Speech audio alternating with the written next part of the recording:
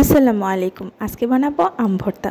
এখনই কিন্তু পারফেক্ট সময় আম ভর্তা খাওয়ার। বৈশাখ মাস কিন্তু চলে এসেছে। এখন কিন্তু আম পাকতে শুরু করবে।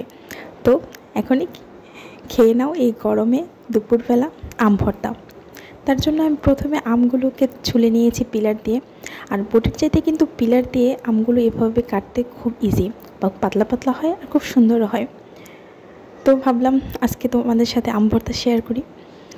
এই গরমে দুপুরবেলা একটা ভর্তা না হলে কিন্তু ভালো লাগে না, জাস্ট জমে যায় দুপুরটা। এই তো পাতলা পাতলা করে পলে নিলাম। এই ভর্তাটা যত বেশি পাতলা হবে তত বেশি মজা লাগে। দেখো কতটা পাতলা হয়েছে। এখন দিয়ে দেবো কাসুন্দি। কাসুন্দি ছাড়া তো আম ভর্তা জমেই না, তাই কাসুন্দি দিয়ে দিলাম। দিয়ে দেবো বিট লবণ আর কাঁচামরিচ, ঝালটা ইচ্ছে মতো। ভর্তা একটু ঝাল ঝাল না হলে ভালো লাগে না। আর একটু দিয়ে দেবো 1 টেবিল চামচ চিনি।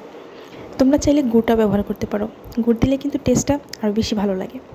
এখন হাতে মাখিয়ে চটকে চটকে ভর্তাটা বানিয়ে নেব। ভর্তা হাতে না মাখালে তো মজাই লাগে না, তাই না?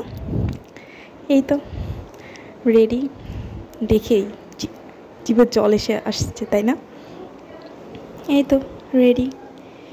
এখন জাস্ট খাওয়ার অপেক্ষা। ভালো লাগলে বাসায় অবশ্যই ট্রাই করবে। এই আম ভর্তাটা খেতে কিন্তু খুব বেশি ইয়াম্মি হয়। এই তো রেডি টু সার্ভ। ভালো লাগলে একটা লাইক সাবস্ক্রাইব করে আমার পাশে থাকবে। আজকে আর না, আবার তোমাদের সাথে হাজির হব কাঁচা আমের অন্য কোনো রেসিপি নিয়ে। আল্লাহ হাফেজ।